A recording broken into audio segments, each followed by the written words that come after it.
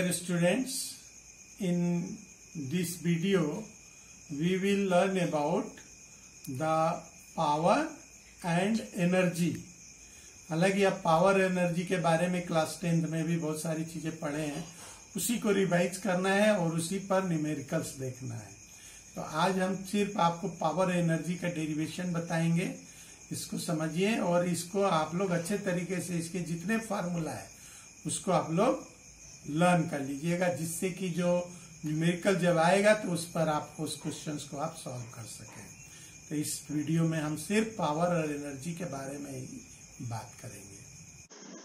Dear students, today's topic is electric energy and power. हालांकि आप इस चैप्टर को पढ़ चुके हैं पहले भी, ठीक है, 10th क्लास में ऑलरेडी आप पढ़ चुके हैं। इलेक्ट्रिक एनर्जी और पावर, उसी से संबंधित आज कुछ बातें मैं बताऊंगा आपको। पहला है आपका इलेक्ट्रिक एनर्जी।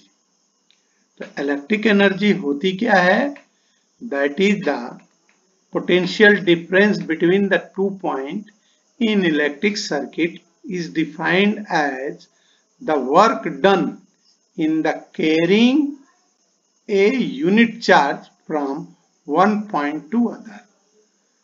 क्या करते हैं? पोटेंशियल डिफरेंस में क्या बताते हैं हम कि एक यूनिट पॉजिटिव चार्ज को अगर हम कहीं इनफाइनाइट से किसी टेस्ट चार्ज के पास लेके आते हैं और उसमें कितना वर्क डन करना पड़ता है, that is known as the potential difference.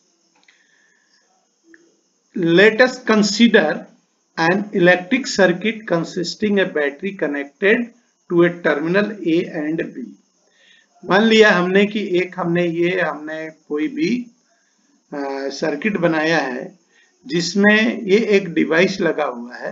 कोई भी डिवाइस हो सकता है, रेजिस्टेंस हो सकता है, कोई भी इंस्ट्रूमेंट हो सकता है।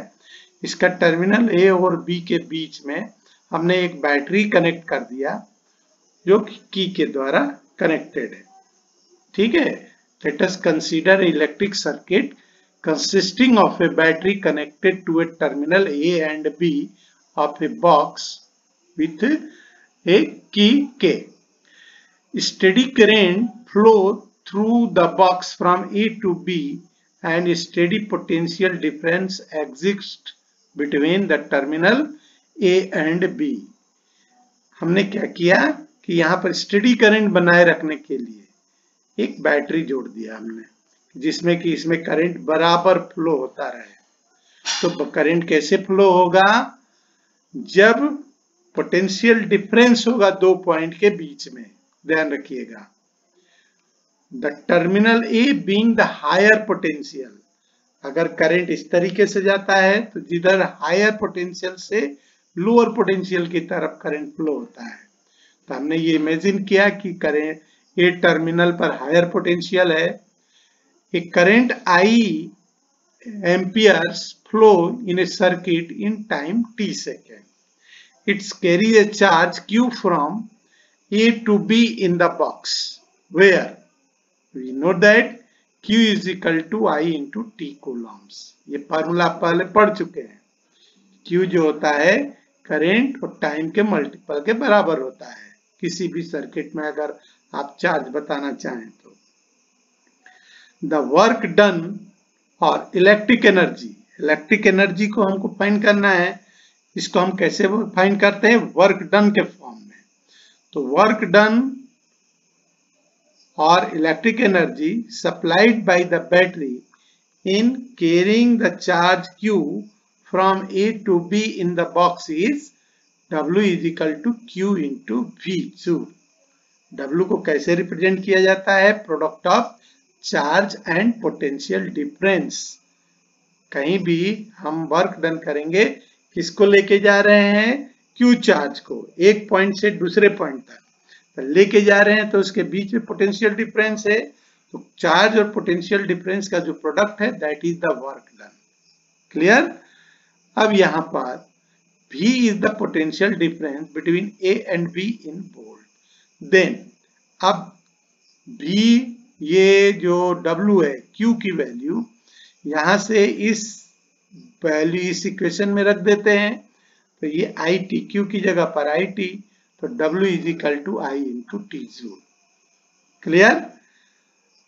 अब यहां पर हम ओम्स लॉ का यूज करेंगे कि ओम्स लॉ क्या होता है। यू नो दैट कि V is equal to I R, तो V आई, यहां पर V आई और R में रिलेशन बताता है। तो फर्स्ट, सेकेंड और थर्ड इक्वेशन जो है, apply to transfer the electric energy to all form. Clear? If the device in black box या box is resistors of resistance R, उस बॉक्स में अगर मान लीजिए R ओम का रेजिस्टर लगा हुआ है, जैसे हमने कहा आपको कि बॉक्स में कोई भी इंस्ट्रूमेंट हो सकता है, रेजिस्टेंस हो सकता है, तो हमने मान लिया R ओम का रेजिस्टेंस लगा है, तो by the definition of Ohm's law we know that R is equal to V upon I।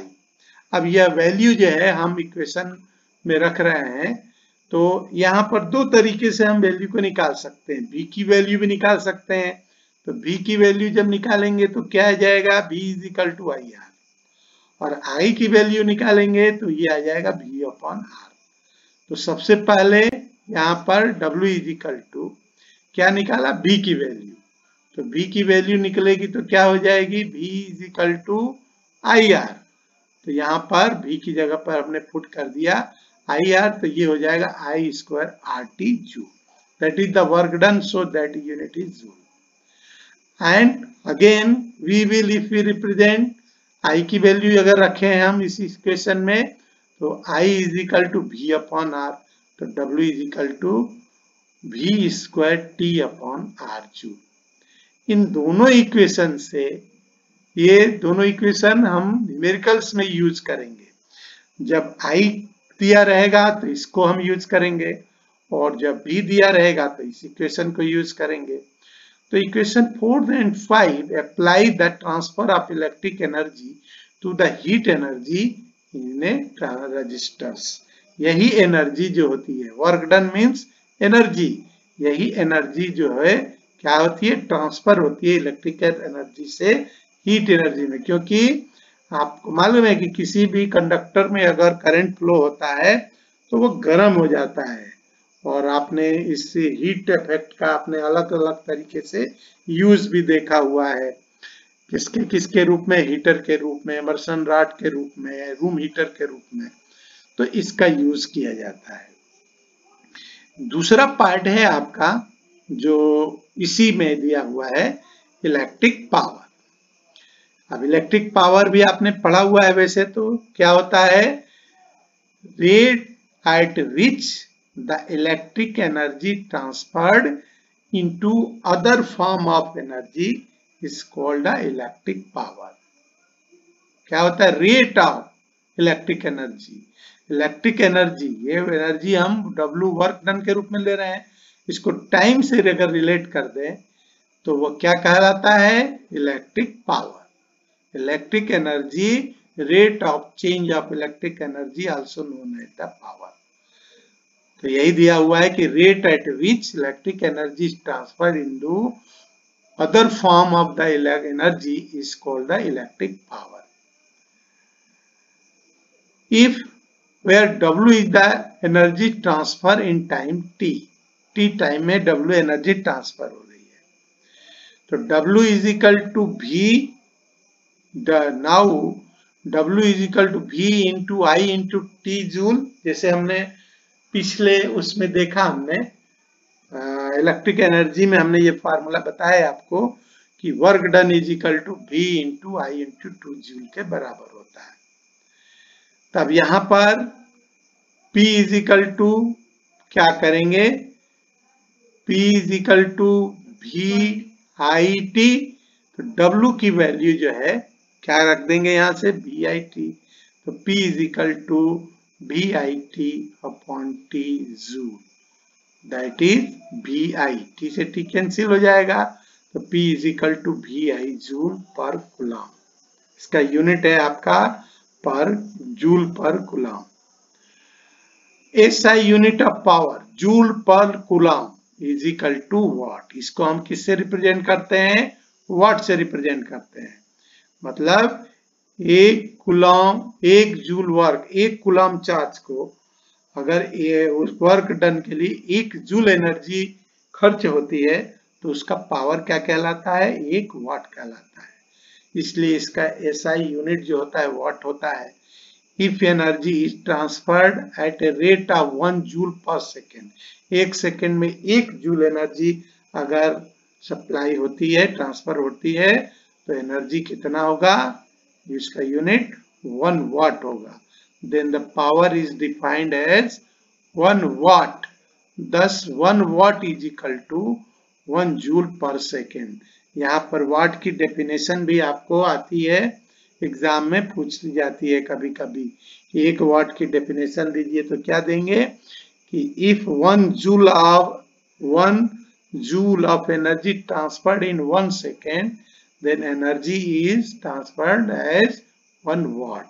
तो इसको हम कहते हैं 1 वाट एनर्जी ट्रांसफर हो रही है। ठीक है, तो ये एक छोटा सा पार्ट था आपका इलेक्ट्रिक पावर के रूप में। अब यहाँ पर the last expression can be written as that will be P is equal to V into I what.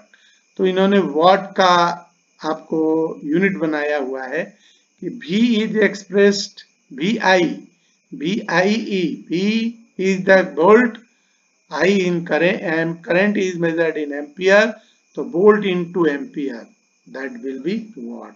इसको इस तरीके से भी रिप्रेजेंट कर सकते हैं। For the resistors, V is equal to IR। अगर हम थोड़ा सा ओम्स लॉ का यहाँ पर यूज करें और V और I की वैल्यू यहाँ पर अलग अलग पुट करें तो 2 इक्वेशन यहाँ पर बनेंगी। यहीं से अगर V की वैल्यू पुट कर रहे हैं I के रूप में तो क्या आ जाएगा? यहाँ से V की वैल्यू I के रूप में पुट कर रहे हैं तो IR यहाँ पर रखेंगे तो IR आ जाएगा, तो ये हो जाएगा आपका that will be P is equal to I square R। और अगर I की वैल्यू यहाँ से पुट करें that will be V upon R हो जाएगा, तो वो आ जाएगा V is P is equal to V square upon R watt। These formula for the electric power are true only when all the electric energy is supplied transferred into the heat energy। यह formula कब use किया जाता है कि जब total energy जो होती है इलेक्ट्रिकल एनर्जी हीट एनर्जी में ट्रांसफर होती है। आपके घर में भी आप इलेक्ट्रिक एनर्जी यूज करते हैं तो उसके लिए आपको अलग यूनिट में बिल देना पड़ता है। तो इसकी हायर यूनिट वाट जो है कि स्मॉलर यूनिट है, इसकी हायर यूनिट जो होती है बिगर यूनिट, इसमें किलोवाट से डिफाइन करते हैं। तो किलोवाट और वाट में क्या रिलेशन है कि 1 किलोवाट इज इक्वल टू 1000 वाट। ठीक है, और इसी को अगर टाइम जोड़ दें आवर्स में, जो टाइम आवर्स में जोड़ दें तो यही जो एनर्जी है कन्वर्ट हो जाती है हॉर्स पावर में। Horsepower 1 horsepower is equal to 1 horsepower is equal to 746 watt के बराबर होती है। तो आप मोटर जो आता है आपका वो हॉर्स पावर में आता है। यहाँ पर हॉर्स पावर है, पावर छूट गया, पावर मेंशन करिएगा। 1 horsepower is equal to 746 watt. तो जो आपका जितने भी मोटर होते हैं हाफ हॉर्स पावर के, जो टुल्लू पंप होता है वो हाफ हॉर्स पावर का होता है, उससे बढ़ा जाता है 1 हॉर्स पावर का, 2 हॉर्स पावर का। इस तरीके से ट्यूबवेल वगैरह के जो बड़े मोटर्स आते हैं वो हॉर्स पावर में रिप्रेजेंट किए जाते हैं, वाट में नहीं रिप्रेजेंट किए जाते हैं। ये किलोवाट, वाट छोटा यूनिट होता है इसलिए हम इसको रिप्रेजेंट करते हैं हॉर्स पावर में। तो इस तरीके से पावर को हम रिप्रेजेंट करते हैं और लिखते हैं। ये सारा आपका पहले से किया हुआ है लेकिन ये आपकी बुक में दिया हुआ है, इस पर बेस्ड आपको न्यूमेरिकल आ सकते हैं, इसलिए इस चीज को भी आप तैयार कीजिएगा। इसका न्यूमेरिकल हम लास्ट में आपको बताएंगे। तो ये आपका एक छोटा सा पोर्शन और था इसमें आपने देखा इलेक्ट्रिक एनर्जी और पावर। इसको तैयार कीजिए।